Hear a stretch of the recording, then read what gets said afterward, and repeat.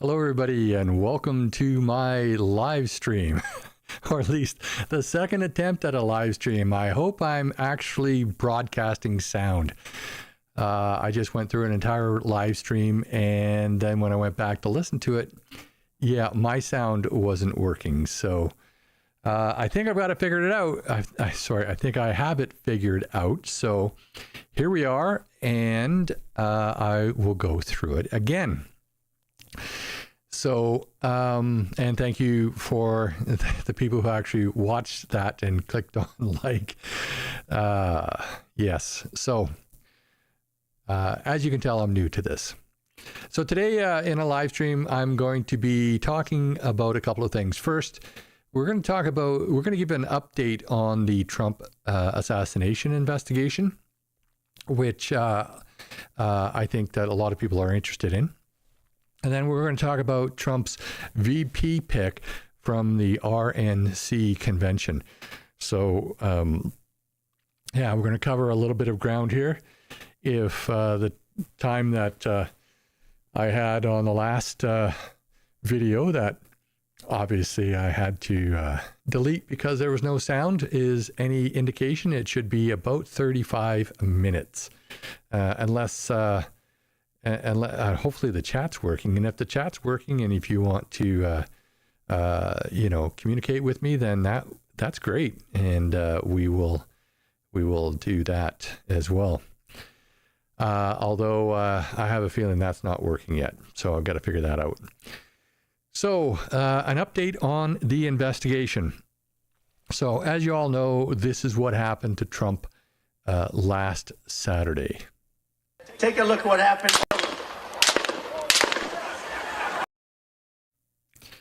Now, of course, we all know that he's okay, and we now know the name of the shooter and a lot of details, but not everything. And it appears that a lot of people are blaming everybody else for what went wrong there. The Secret Service is trying to deflect blame onto the local police, but the local police actually told Secret Service prior to the event that they did not have the manpower to man the event, that the best they could do was traffic control. The Butler Township Police only have 12 personnel. However, in these communications, I believe that they were done via email or something, because the Butler city manager or township manager said that they never got a reply from the Secret Service when they told them that they were not able to help in the manner that the Secret Service wanted them to. So that's interesting. And it's interesting that they only had 12 personnel. State police were also on site, though. So some of the things that came out this week from people who have a little bit of insight or some connections to the Secret Service was that things went down a little bit differently than what we probably expected. Starting with the advance, on the site. Secret Service apparently did the advance on the inner perimeter. So I don't know what I call the hot zone. I don't know what they call it, but the hot zone where everybody was, where everybody who went through the magnetometers were viewing the event and could see Trump and listen to him.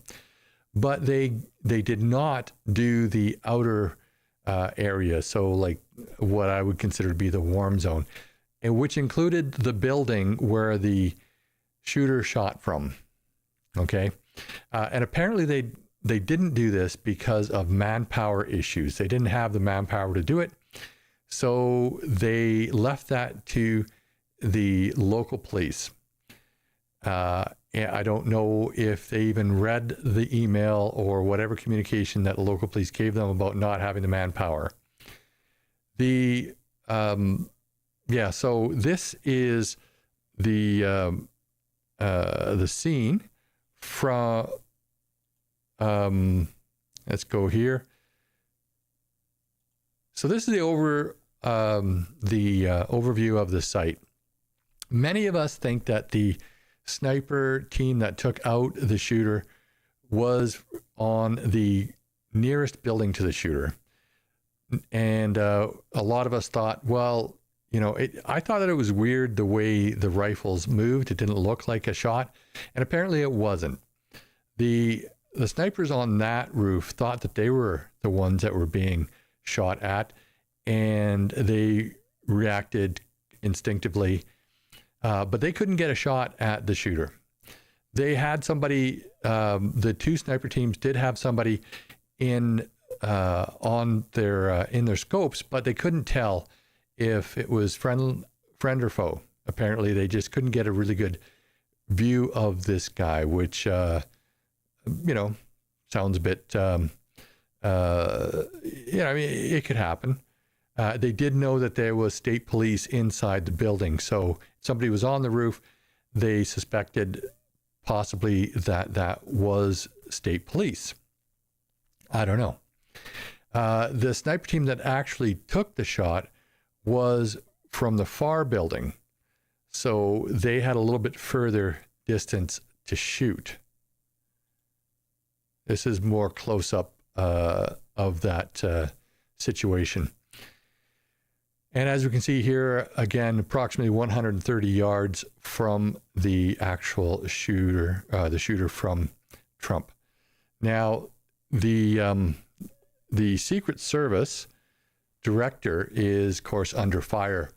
I'm not sure if she is the correct person to be under fire, but of course she is. Now, she does say, of course, that the buck stops with me. Let's take a listen to what she has to say. Who is most responsible for this happening? What I would say is that the Secret Service is responsible for the protection of the former president. So the buck stops with you? The buck stops with me. I am the director of the Secret Service. It was unacceptable, and it's something that shouldn't happen again. Okay, the buck stops with her. I think it's probably more the site commander's fault. She controls an agency of 7,000 people. They have multiple operations going, or multiple details going. The primary details are going to be the president and who is in the immediate succession from the president. Having said that, Donald Trump's detail had been increased a couple of times in the last little while. First, when he started to run for the presidency, because that's a big deal. And second, because of this. Breaking news that we want to bring to you. Fox News reporting that Secret Service increased Trump security recently over intel of Iranian assassination plot. Here is the latest that we know, as the U.S. Secret Service increased protection of former President Trump in recent weeks due to intelligence suggesting a possible plot by Iran to attempt an assassination on the former president. Two federal law enforcement sources told Fox News that the level of the plot by Iran is unclear. The sources said that there has been an increase in Secret Service protection to Trump in recent weeks because of the intelligence. The Department of Homeland Security and Secret Service has been increasingly concerned about Trump holding outdoor events and have been expressed deep concern to Trump's campaign. Trump has been increasingly targeted since Soleimani's killing in January of 2020, but the new threat only developed over the past few days. The sources also said the Iranian plot is not connected in any way to the attempted assassination of Trump by Thomas Crooks. All right, so you can see that there was a plot against Donald Trump from the Iranians, and that is obviously of some concern. So they increased his detail. The detail that he normally has one counter sniper team, and he had 2 assigned to him.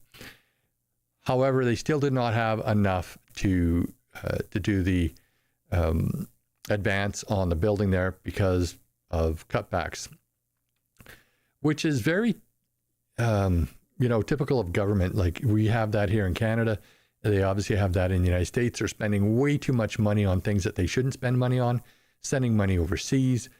And the stuff that they should spend money on, the stuff here at home, the stuff that really matters, they let slide and they don't fund well. I ran into that all the time with the RCMP. They're always asking you to do more with less, to the point where it's really ridiculous what they ask for, but they have no clue. A lot of politicians just have absolutely no clue what it takes to do the job. So that's a failure. So it's come out this week also that the suspect, or the culprit, the deceased gunman, had posted on a gaming site that it was going to be his premiere on July 13th. Watch and see how it all unfolds. So he had planned this to the point where he had stashed the rifle close to the building prior to the assassination attempt. And that has come out this week as well. So we know that he had placed the rifle near the event, and which was one of the questions I had asked. Had they been following him around, I had thought, you know what, he's probably got the rifle stashed there. This is probably where he's meant to take his last stand, because I don't know how, what his intelligence level was. Apparently he was supposed to be actually an intelligent guy. So he must have known that this was a one-way mission. This was a suicide, by the United States Secret Service, essentially. And also, getting his shots in on Trump. So he had stashed the rifle close by, which brings up the issue of why wasn't that picked up during a sweep of the area? That area should have been swept constantly before the event and during the event. There's really no excuse for that. They did have state police there. I think that if the U.S. Secret Service can't do this job with the manpower they have, they should, Donald Trump should get augmented with his own security. He can afford it. And I don't think that's unreasonable considering what's happened. So he has this extra bit increased detail, but it still wasn't enough. So they're probably going to increase it quite a bit still. In the building that the shooter shot from, there was two sniper teams from the state police. What they were doing inside instead of on the roof doesn't make a whole lot of sense to me. However, the director of the Secret Service gave this reply to why nobody was on the roof. That building in particular has a sloped roof at its highest point. And so, there's a safety factor that would be considered there, that we wouldn't want to put somebody up on a sloped roof. And so, the decision was made to secure the building from inside. Personally, I'm calling BS on that. I'm sorry, but the sniper teams that were there were on sloped roofs. And, they're very well trained. And there's no way that their slopes were not as steep as the slope on the building that the shooter shot from. As a matter of fact, it looked, and of course I'm not there, so I can't say for sure. It looks on video that the slope of the roof that the shooter was on wasn't all that steep, and was not as steep as the slope of the roofs that the sniper teams were on. So I'm going to call BS on that. I think that was an excuse that probably the site commander gave to her, and she's repeating it. Now, I'm not defending her. Apparently, a lot of what she's said over the last little while, as far as DEI hires, raises a lot of questions as to her competency and what she really wants to accomplish there. And basically doing things that aren't in her primary function, which is defending the president and the people in the line of succession and other dignitaries. But she will probably end up being the sacrificial lamb, probably with the site commander as well. But we'll have to see about that. So, she is going to be going in front of Congress next week. There is there are a couple of committees that have requested her to attend, apparently starting on Monday. I'm not sure which will be first, but apparently at 10 a.m. she's expected to be in front of a couple of congressional committees. I don't think it's going to be a joint sitting, so I don't expect to see John Kennedy from Louisiana or Ted Cruz there, although I really enjoy seeing them in their committees because they do tend to be quite interesting, to say the least. But I don't think they'll be there, or at least they won't be part of the committee. Also, though, Mike Johnson, the Speaker of the House, has said that he's going to start a task force. We're going to move quickly. I'll be setting up on Monday a task force, a special task force within the House, and the reason we're going to do it that way is because that is a more precision strike. So the audio cut out there at the end, but he did say that it was more targeted, more streamlined method of going about this. And it will be bipartisan. There will be Democrats and Republicans on the task force. And they want to get down to, what happened. So that's the update as far as that goes. I just want to show you a picture here. This is the firearm that the suspect used. So this is an SR-25, which I think is made by Knight's Armament, and it is quite similar to the AR-10, which is a Eugene Stoner design. AR standing for Armor Light Rifle, and Eugene was an engineer at that company. He designed the AR-15, and so he designed the firearm that the suspect was using. And did I say that suspect was using this? No, sorry, the suspect was not using this. This was a sniper team that took him out. I apologize for that.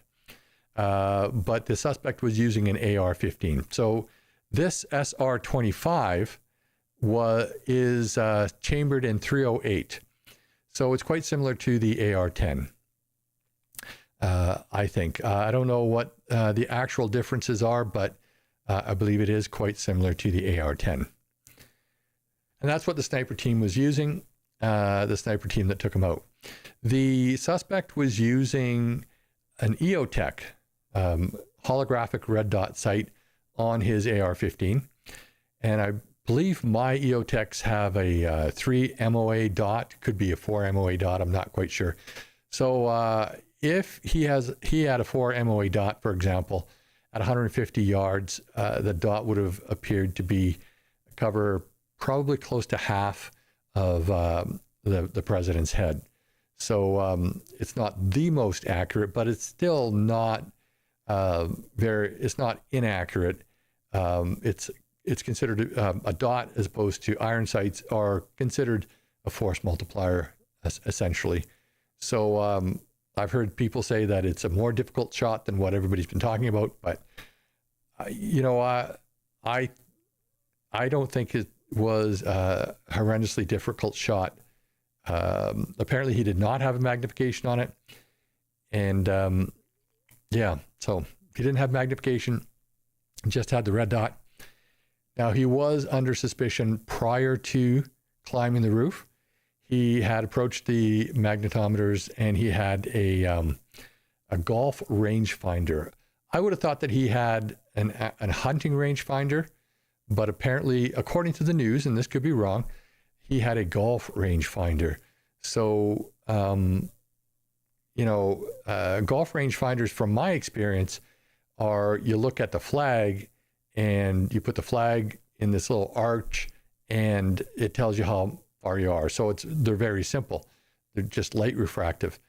Whereas a hunting rangefinder actually sends out a laser and measures the distance that way. So I don't know what he had, but apparently it was a golf rangefinder. So they designated him as suspicious, and they started following him, trying to find him. They upgraded that to a threat just prior to the shooting. What level of threat they thought he was, I can't say. Obviously, I don't know. However, I will say this: if in events like that, if they were to stop the president from speaking every time that there was a suspicious person or somebody that they had just got to the possible threat, not probable threat, level, if they stopped the president or, the former president from speaking every time that happened, he probably wouldn't be given too many speeches, because there are a lot of people out there that they look at and they'll start to evaluate. Now, at one point, they upgraded him to, I think, a serious threat, but I'm not sure about that. At that point, they obviously should have pulled Donald Trump off the stage. But it's debatable how long they had, because apparently the local officer who was hoisted up onto the roof was trying to hoist himself up onto the roof. He was being pushed up by one of a Secret Service member that he was walking around with. He didn't get on top of the roof, not like I thought before. He as he was hoisting himself up, the shooter turned his AR-15 on the local member, and he either fell or ducked down.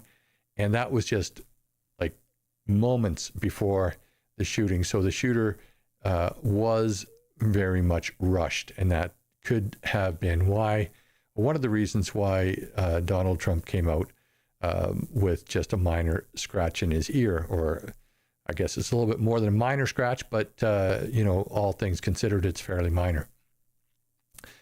So that is pretty much where it's at. There will be some follow-up. Heads will roll. Probably the director and probably the site commander, I would think. So now moving on to the next topic. J.D. Vance. So Donald Trump, of course, shows up at the convention 2 days after having been shot at and having been shot, essentially, and at the RNC convention in Milwaukee, and announces that his presidential, vice presidential pick, running mate, is J.D. Vance. I have to admit, I didn't know too much about J.D. I've started learning about him the last few days, like probably a lot of people have. But I actually am very impressed with him. I'm thinking he's going to make a fine vice president. In fact, I'm going to play here a clip from his speech that I've edited together from his speech, and a couple of parts that I thought were kind of gives you an idea of where he came from.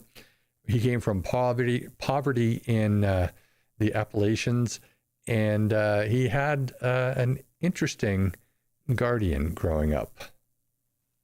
I was lucky. Despite the closing factories and the growing addiction in towns like mine, in my life, I had a guardian angel by my side. She was an old woman who could barely walk, but she was tough as nails. I called her Mamaw, the name we hillbillies gave to our grandmothers. Mamaw raised me as my mother struggled with addiction. Mamaw was in so many ways a woman of contradiction. She loved the Lord, ladies and gentlemen. She was a woman of very deep Christian faith, but she also loved the F word.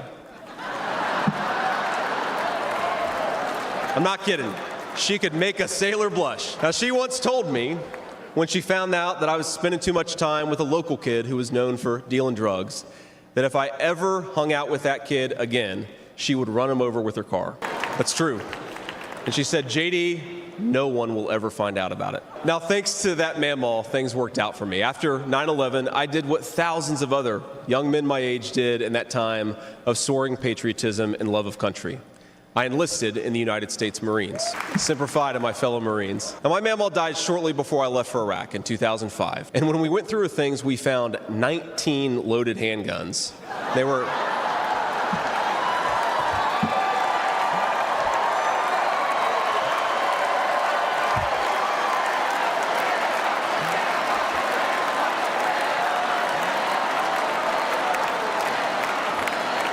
Now, the thing is, they were stashed all over her house, under her bed, in her closet, in the silverware drawer.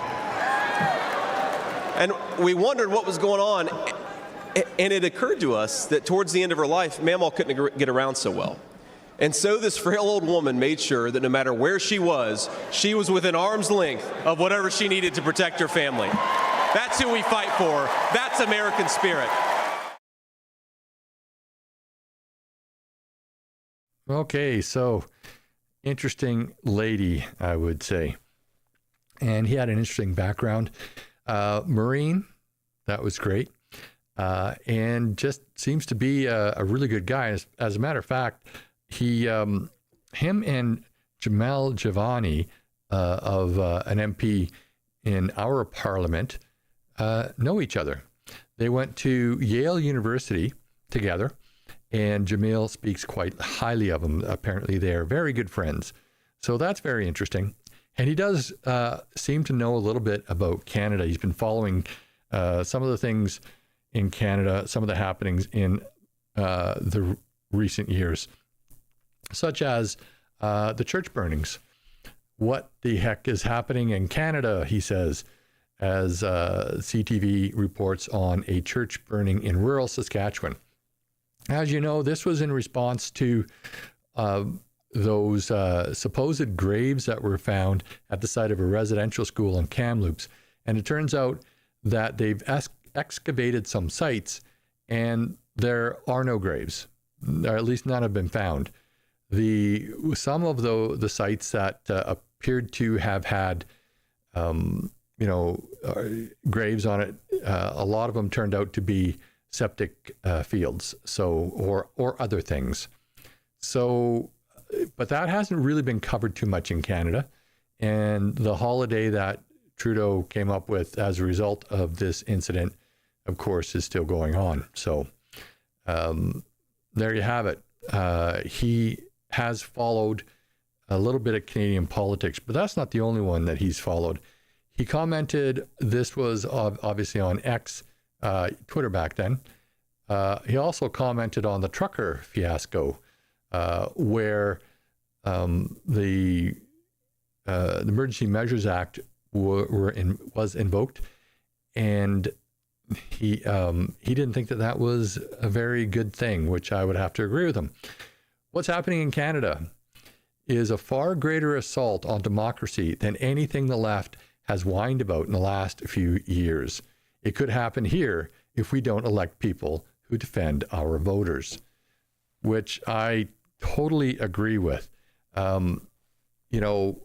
We have had in Canada a lot of politicians, since 2015, we have had politicians who really don't care about our rights and have been abusing our rights, in my opinion.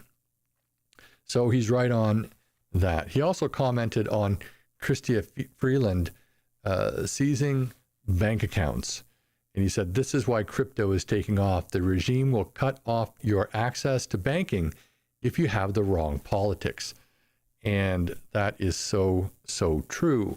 Proved out during the trucker protest, which was peaceful. So that is JD. He is a very good speaker, I think, and he thinks well on his feet. He thinks, and he responds well to interviews. This is an interview he gave with CNN to give you a little bit of insight as to how he responds to reporters. And being the running mate of a convicted felon? Well, Wolf, the entire purpose of this trial was to allow the media and the Democrats to say exactly that. This is never about justice. This is about plastering convicted felon all over the airwaves, when in reality, the only thing that Donald Trump is guilty of is being in the courtroom of a political sham trial. You cannot say that this trial was anything more than politics masquerading as justice. And yes, I will help Donald Trump. I will help Donald Trump however I think that I can, Wolf, because if we allow this to happen, it's so much bigger and so much more troubling than Donald Trump. If we allow this standard that you can throw your political opponents in jail because they're doing better than you in an election, it will be the end of this country. Looks like Wolf Blitzer there is amazed that anybody could support Donald Trump, who has faced all of these indictments, and he's amazed.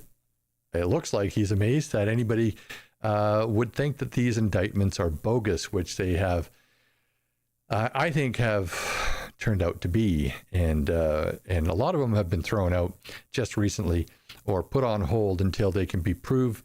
A couple of things. First, that they don't breach, his immunity, which he doesn't have absolute immunity. It's not like what a lot of people are trying to say.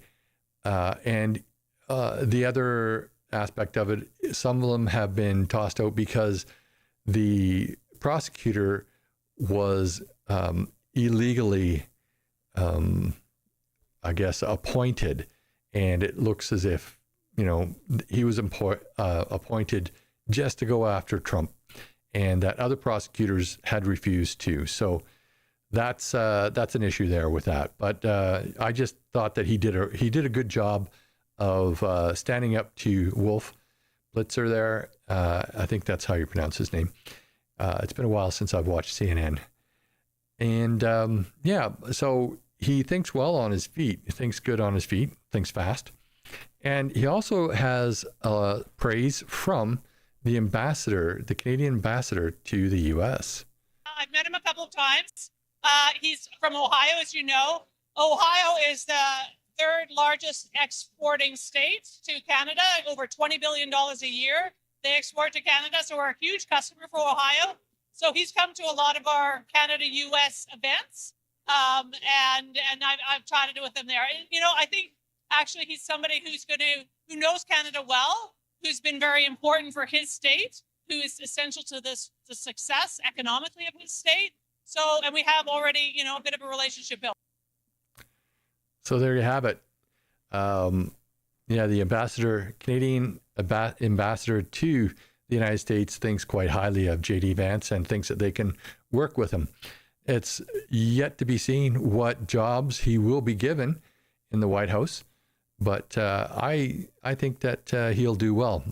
I was actually hoping that Tulsi Gabbard would be named. I knew it was a long shot, and I know a lot of people don't like her because she was once a Democrat. But when you consider that Donald Trump was once a Democrat and also Ronald Reagan was once a Democrat, I don't see that as being a huge issue, especially in light of what she said and why she left the Democratic Party.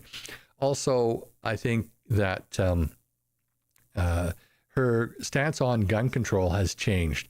A lot of people are worried about, a lot of people in the U.S. in particular were worried about her on the gun control issue because of what she supported when she was a congresswoman.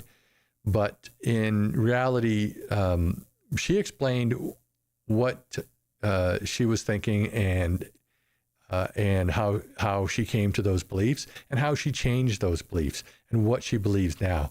So I will give her the benefit of the doubt and credit her to being a supporter of the Second Amendment. I hope, but we will see. Now, I hope that she gets some sort of position with the Trump cabinet. Of course, that's not going to be named until unless he wins. I would think until he wins, but unless he wins. But we'll see just who gets named into what position. There's a lot of really good talent that Donald Trump can choose from. So, will Donald Trump face Joe Biden in the election? And it's looking like there may be an out for Joe. Joe said in an interview last week, I think, that he wouldn't stand, or he would step down if there was a medical reason, if the doctors told him he couldn't participate anymore in the process. And lo and behold, yesterday he got COVID. So is that, I don't know, is that real? Are they using that as an excuse to move him out? Possible way for him to step down without losing face? I don't know. That is yet to be seen. But we'll hear more on that in the coming weeks, I would imagine. So, so what's going to happen with Canada if Donald Trump and J.D. Vance are in the White House? I think actually it'll be good for Canada. Now, we all know that Donald Trump is an excellent negotiator and he's a USA first kind of guy, which he should be. That's his job. He needs to put the USA first. He needs to work on their economy and everything that goes along with that. But since we have such a strong trade relationship with the United States, they are our biggest trading partner by far. If their economy does well, our economy does well. But I don't think it will do as well as it will until after the 2025 election, when, let's hope that Pierre Poilievre gets elected. After Pierre Poilievre gets elected and he starts cleaning house I believe that with him and Donald Trump both in power in North America, I think that our two economies will do very well. Our economy will improve after January 20th, when Donald Trump takes over, providing he's elected, which I think he will be, and because the U.S. economy will do well. But what will really happen is after November 2025, or in November 2025, after Pierre Poilievre is elected, I'm not sure what the election date is right now. I think it's October, late October. It was moved, pushed out a little bit further. But once he takes over in Canada, I'm pretty sure that it will be it'll be great for Canada with the two of them basically running the ship, running the North American ship. Will we be will we see the amount of gains before that? No, I don't think so. We'll see some gains, just not a huge amount, or not the total gains, I guess I should put it, until Poilievre takes control. And I think Trudeau is still banking on some sort of a miracle. Maybe Canadians turning against Poilievre because they see what Trump is like. But Trump was good in the States. He was hated, but he was good. He did a good job before COVID. The country was doing really good. And COVID happened, everybody blamed him. And with all the negative press that all conservatives get, all Republicans get, they turned the country against him, or at least enough of the country. Of course, there is always those questions, that I'm not going to get into here. So I think that Canada will fare fairly well after Donald Trump is in office, and definitely after Pierre Poilievre is in office. So hopefully we'll see some good times on the horizon. And I hope that Donald Trump gets in before Joe Biden and the Democrats lead us into World War III. I'm hoping that that everything works out that way, because he will put an end to all of these wars. I am certain of it. He did it before. He'll do it again. We know what he's like, and we know how he ran the country before or while he was president. And so we know what he's going to do. And I think he'll even do it better. Yeah. And he plans on releasing the full report of the Kennedy assassination. Kind of makes you wonder. Anyway, let's not go there. So Donald Trump and J.D. Vance are going to be the next president of the president and vice president of the United States, and I think it's a good thing for Canada. So hopefully next week. This took a long time to set up, and I even messed it up after taking all that time to set it up. I've been setting up the studio and getting everything sorted out, taking up a lot of my time. So I haven't been putting out a lot of videos. I'm going to try and put out some videos this coming week, get back into it, and hopefully prepare for next week's live stream without as many of the bugs and the hiccups and the mess ups that I had today. So stay tuned. I hope to see you in the next video.